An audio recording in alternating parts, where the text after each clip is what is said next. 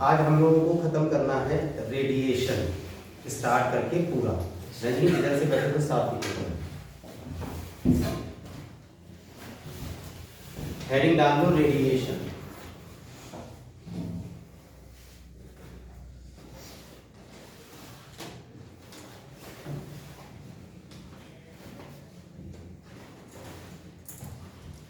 जब हम लोगों ने वहां एक साथ, मान लीजिए आपसे कोई कहे कि कितने वेज होते हैं टू ट्रांसफर द हीट, तो आप कहोगे 3, कंडक्शन, कन्वेक्शन, रेडिएशन, और वहां पर एक साथ लिखो। अब उस समय मैंने डेफिनेशन लिखाई थी, साथ में नोट कर लो। रेडिएशन अब पूरा एक बार में खत्म करते हैं। The process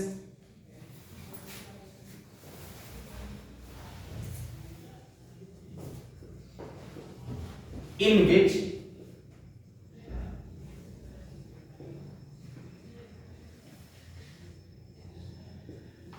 heat energy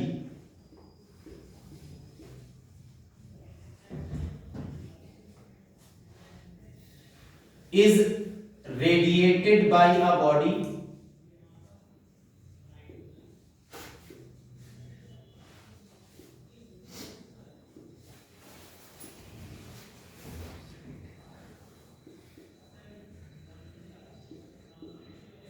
travels in space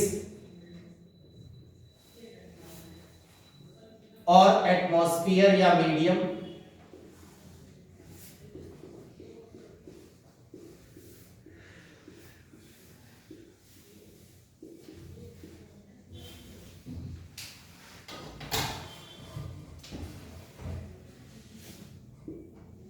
incident on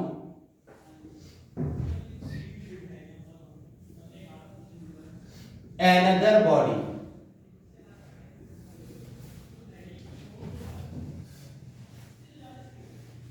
and increases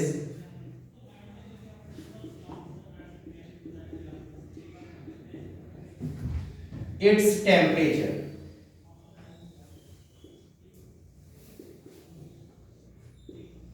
is known as radiation.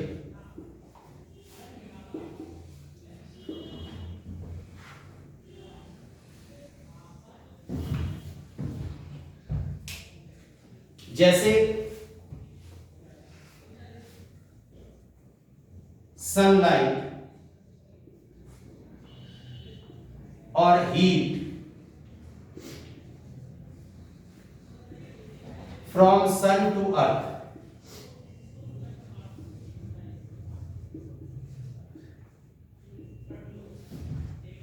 जहां मीडियम नहीं है स्पेस में, वहां भी रेडिएशन फॉलो होता है, और जब मीडियम है यानी अर्थ के एटमॉस्फेयर में आने के बाद तब भी रेडिएशन फॉलो होता है।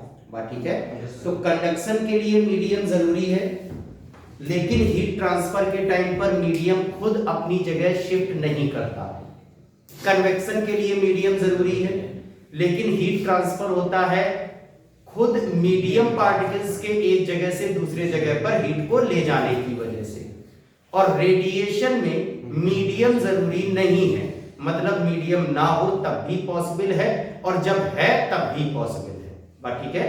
अब रेडिएशन में जो टर्म्स पढ़ने हैं नोट करके लिख लो बेटा।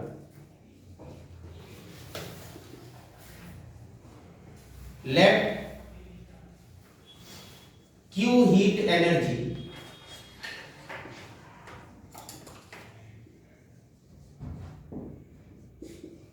is incident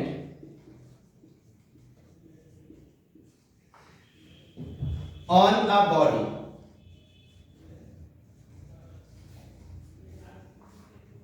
let R is reflected part of energy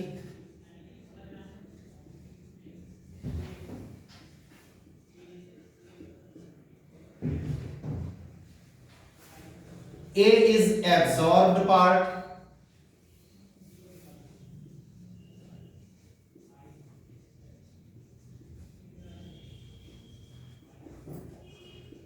and T is transmitted part.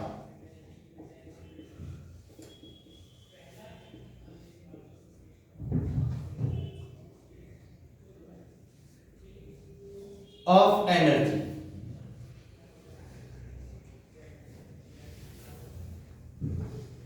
यानी देखना बेटा यहां एक मिनट, ये ऑब्जेक्ट है, जो हीट एनर्जी इंसिडेंट हुई उसे Q कहा। अब तीन पॉसिबिलिटीज यहां पर मिलेंगी, तीन, रिफ्लेक्शन, एब्जॉर्प्शन, ट्रांसमिशन। जैसे आप लोग जैसे इस क्लास में बैठे हो तो ये ग्लास देख सकते हैं, हीट या लाइट एनर्जी जब इस ग्लास पर इंसिडेंट होती है तो लाइट एनर्जी से आप आसानी से समझोगे। इस पर लाइट इंसिडेंट हो रही है, इस ग्लास सरफेस को देखो सभी लोग, इस पर लाइट इंसिडेंट हो रही है और ये ग्लास सरफेस दिख रहा है या नहीं दिख रहा है? यानी इस पर पड़ के लाइट रिफ्लेक्ट होके तुम्हारी आंखों पर आ रही है तो तुम इसे देख पा रहे हो। यही अगर धूप पड़ रही हो इस पर सीधे तो थोड़ी देर में इसको छू के देखोगे तो गर्म भी महसूस होगा, यानी ये कुछ एनर्जी एब्जॉर्ब भी कर रहा है। और इस समय देखो इसके बाहर वाली जाली दिखाई देती है, ये जो लोहे की जाली लगी है दिख रही है, यानी उसके आर पार भी जा रही है, तो वो ट्रांसमिशन है। बात ठीक है? तो तीन पॉसिबिलिटीज होती है मैक्सिमम, रिफ्लेक्शन, एब्जॉर्प्शन, ट्रांसमिशन। अच्छा, अब इस वाले ग्लास को पूरा पॉलिश कर दो, पेंट लगा दो बढ़िया ब्लैक, तो ट्रांसमिशन बंद हो जाएगा। तो मेरे कहने का मतलब समझना, मैक्सिमम तीन चीजें, रिफ्लेक्शन, एब्जॉर्प्शन, ट्रांसमिशन। हो सकता है इनमें से कोई एक शो करे, हो सकता है इनमें से कोई दो चीजें शो करे, लेकिन मैक्सिमम तीन चीजें शो की जा सकती हैं। तो वही हीट एनर्जी के लिए लिखा कि ये जो एनर्जी इंसिडेंट हुई है इसमें से हो सकता है आर पार्ट रिफ्लेक्ट हो गया, और वो इस जिस सरफेस पर लाइट इंसिडेंट हो रही है, हीट इंसिडेंट हो रही है, इसकी प्रॉपर्टी है कि कितना पार्ट रिफ्लेक्ट कर सकता है, कितना पार्ट एब्जॉर्ब कर सकता है, कितना पार्ट ट्रांसमिट कर सकता है। तो ये रिफ्लेक्शन हो गया, एक एब्जॉर्प्शन हो गया और कुछ पार्ट ट्रांसमिट हो गया, तो ट्रांसमिशन। तो यहां पर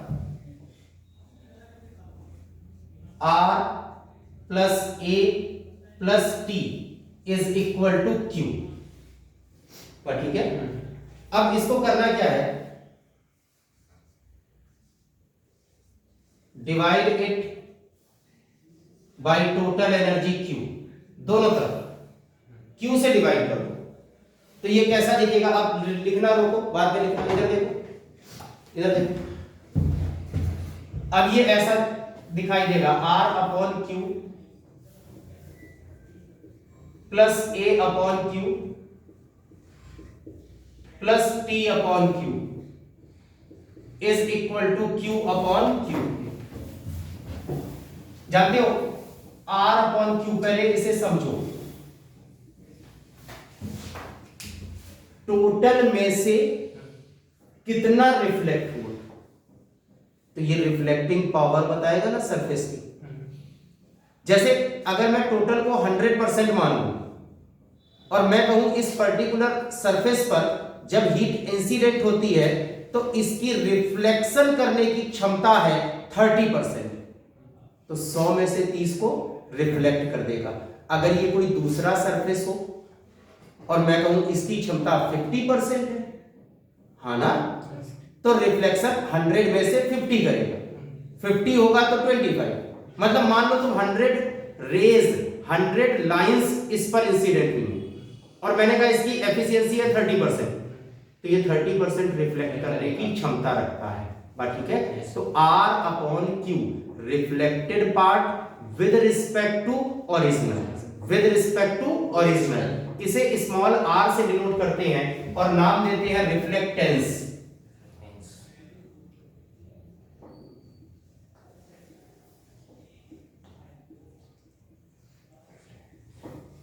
absorb part with respect to total, small a से डिनोट करते हैं, नाम देते हैं एब्जॉर्बटेंस।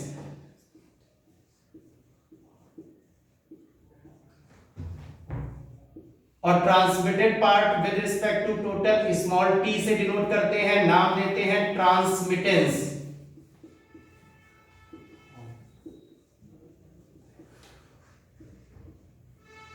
Is equal to 1। ये है इक्वेशन।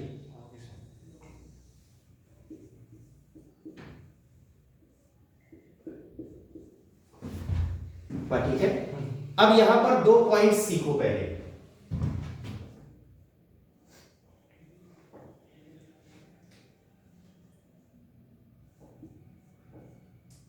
अगर मैं एक ऐसे सब्सटेंस के बारे में बात करूं जो ट्रांसमिट ना कर रहा हो,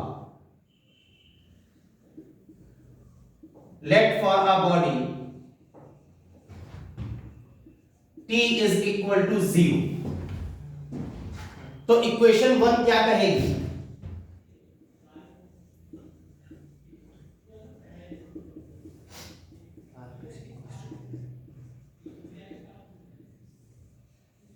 अब इसे समझना बिटिया Nandini, R plus A is equal to 1, यानी पूरा का पूरा 100% इन दोनों में बट रहा है। किन दोनों में? रिफ्लेक्शन और absorption.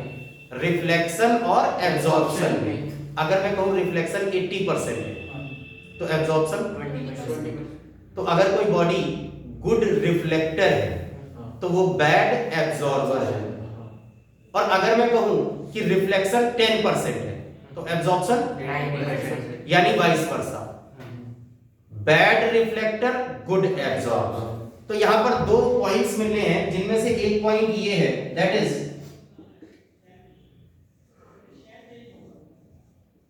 good reflectors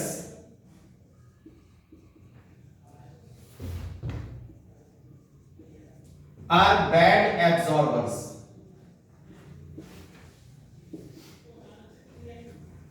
and vice versa। अच्छा, अब एक पॉइंट है बेटा, let for a body R is equal to 0 and T is equal to 0, मतलब रिफ्लेक्शन भी नहीं होगा, ट्रांसमिशन भी नहीं होगा। तो फ्रॉम इक्वेशन 1 बोलो अंगद, यानी एब्जॉर्प्शन ही एब्जॉर्प्शन है, 100% एब्जॉर्प्शन है। तो अभी पहले इसको मैं समझाऊंगा, लेकिन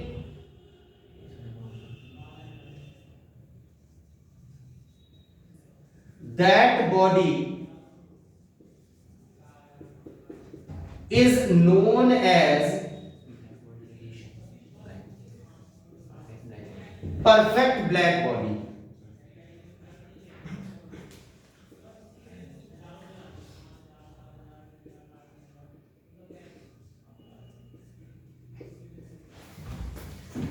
यानी देखना, पहले तो एक कॉन्सेप्ट है कि अगर कोई ऑब्जेक्ट 100% एब्जॉर्प्शन शो कर रहा है, ना रिफ्लेक्शन ना ट्रांसमिशन, तो that object is known as perfect black body.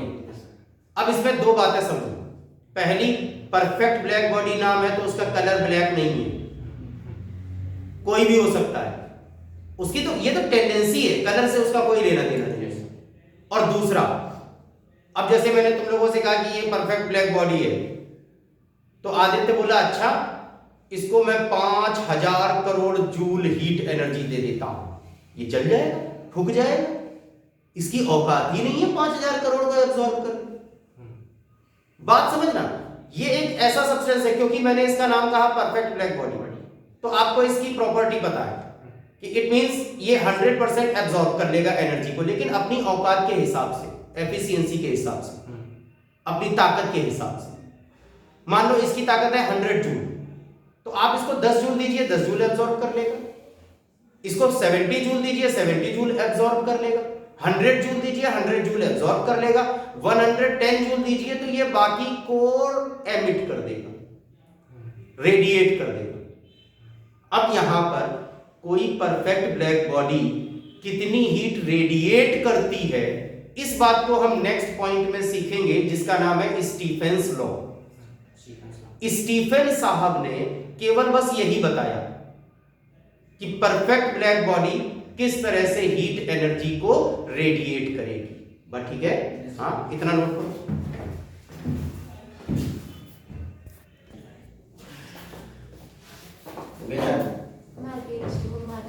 अभी इधर देखो, जो आगे हमें चीजें पढ़नी है उनके लिए एक पॉइंट देखना होगा। एक्चुअली मैं बार बार नाम ले रहा हूं, मेनली तुम्हें पढ़ना है स्टीफेंस लॉ। उसमें हम सीखेंगे हीट एनर्जी रेडिएशन के बारे में। तो पहले एक टर्म पकड़ना और उस पर जितना जल्दी हो सके उस पर काम करो।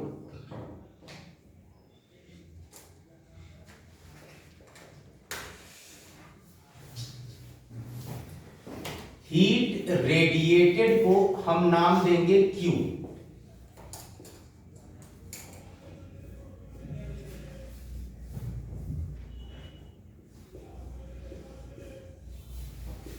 टोटल टाइम जिस टाइम में रेडिएशन हुआ उसे देंगे T,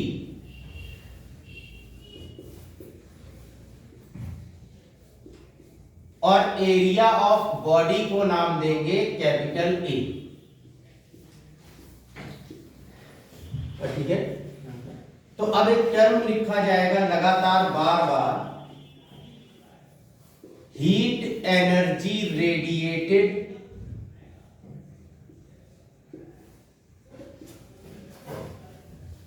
पर सेकेंड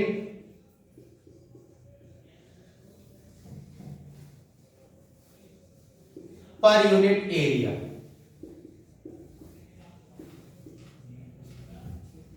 इस पूरे को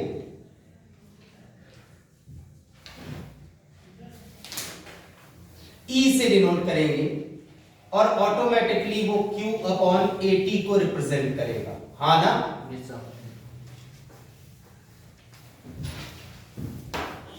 तो एक बार ये पूरा दोहराओ सभी लोग। फिर से जो वीडियो देख रहे हैं वो लोग भी दोहरा लिया करो। फिर से दोहराओ एक बार। ये बोलना आना चाहिए। इसको तुम एकदम से एनर्जी साउंड नहीं कर सकते। ये तीन टर्म है, एनर्जी पर unit area per unit time is denoted by capital E। ठीक है? और इसे निकालना सिखाएंगे स्टीफन साहब, energy radiated per second per unit area. ठीक है? अब जब तुमने ये टर्म सीख लिया तो एक डेफिनेशन और आ जाती है एमिसिविटी।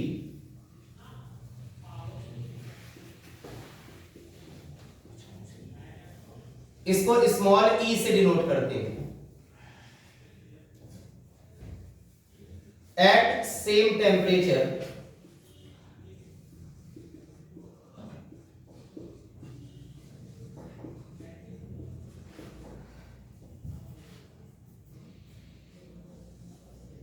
स्मॉल e का मतलब होगा capital E for general body,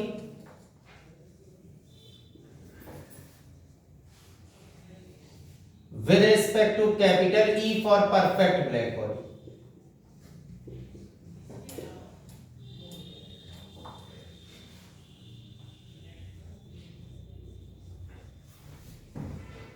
Aditya पूरा बोलो, पूरा। Energy for general, E for general body, heat energy, energy, पूरा पढ़ो।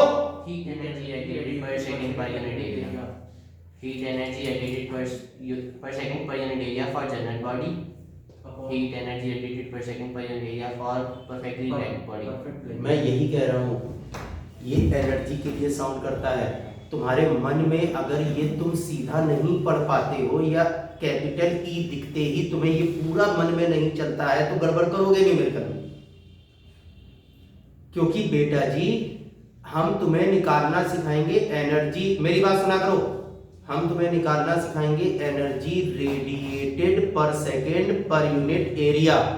लेकिन तुमसे अवनी कई बार पूछा जाएगा एनर्जी रेडिएटेड निकालो, सिर्फ क्यों निकालने को कहा जाए, या तुमसे कहेगा पावर रेडिएटेड निकालो तो energy upon time Q upon T निकालना होगा। बात ठीक है? Yes sir. तो बहुत तमीज से ये पूरा याद होना चाहिए। तो अब मेरी बात सुनना यहां पर सभी लोग, और बात नहीं समझ में आए एक बार और पूछना, लेकिन यहां समझो, किसी भी एक पर्टिकुलर टेम्परेचर पर, किसी भी एक पर्टिकुलर टेम्परेचर पर तुम्हारे पास दो बॉडीज हैं, दो बॉडीज हैं, एक परफेक्ट ब्लैक बॉडी है और एक दूसरी जनरल बॉडी है, दोनों हीट एनर्जी रेडिएट कर रहे हैं। तो heat energy radiated per second per unit area by general body with respect to at that same temperature heat energy radiated per second per unit area by perfect black body। ये जो ratio है, इस ratio का नाम है emissivity. अब यही तुम लोग ज्यादा टीपने में रहते हो, मेरी बात फिर से सुनो। अब यहां पर तुम्हारे मन में क्वेश्चन आना चाहिए कि तुम ये बात हमें क्यों बता रहे हो, इसका यूज कब करें। तो ध्यान से फिर से मेरी बात सुनना, स्टीफन इसे निकालना बताएंगे, energy radiated per second per unit area by perfect black body को सॉल्व करना हम अभी सीख लेंगे, इसे हम कैलकुलेट कर लिया करेंगे। लेकिन अगर किसी क्वेश्चन में जनरल बॉडी के लिए उसने यही चीज पूछी तो इसे निकालना हमें मालूम है, इसे निकाल लो और फिर इसका मल्टीप्लिकेशन स्मॉल ई से कर दोगे तो तुम्हें जनरल बॉडी के लिए मिल जाएगा ना। यानी एक साधारण सी बात सुनना, कभी भी अगर तुम्हें एमिसिविटी गिवन है, नंदिनी अगर तुम्हें एमिसिविटी गिवन है तो पक्का वो क्वेश्चन जनरल बॉडी के लिए। तो जो तुम्हें परफेक्ट ब्लैक बॉडी के लिए निकालना सिखाया गया इनटू स्मॉल ई आपको दे देगा वही चीज जनरल बॉडी के लिए। यानी energy radiated per second per unit area by general body is equal to emissivity into energy emitted per second per unit area by perfect black body. और ये हम यूज करेंगे आज ही न्यूमेरिकल्स करते समय, बात ठीक है। अब एक रूल देखो बेटा,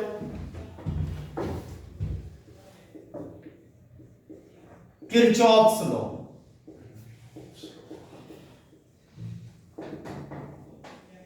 इसका स्टेटमेंट है at same temperature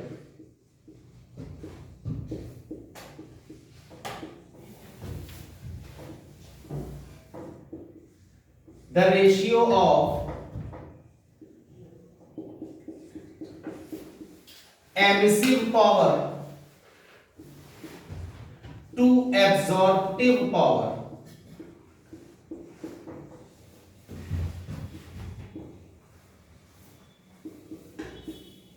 is a constant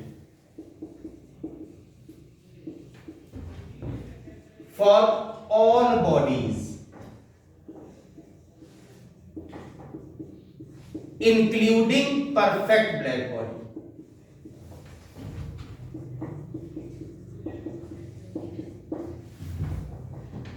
यानी वो ये कह रहा है कि अगर एक सेम टेम्परेचर पर फर्स्ट बॉडी है, सेकेंड बॉडी है, एक परफेक्ट ब्लैक बॉडी है, इसके लिए E अपॉन ए फर्स्ट के लिए, E अपॉन ए सेकेंड के लिए, E upon a perfect black body के लिए, सब बराबर। यानी देखना हमने इसके लिए E1, E2, E3 अलग अलग, A1, A2, A3 अलग अलग, लेकिन E अपॉन ए सभी के लिए सेम। शर्त केवल एक है, सेम टेम्परेचर पर, सेम टेम्परेचर पर। तो यानी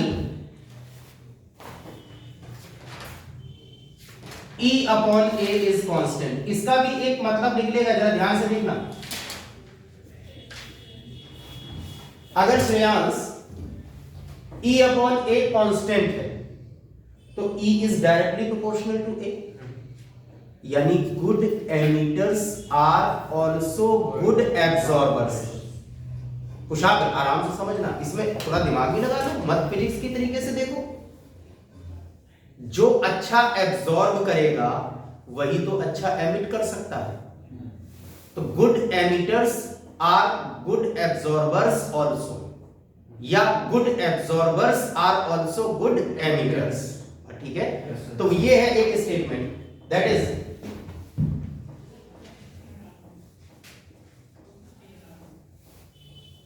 good absorbers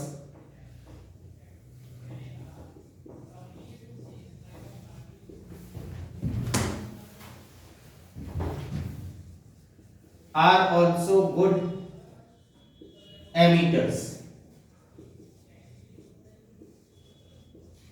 and vice versa।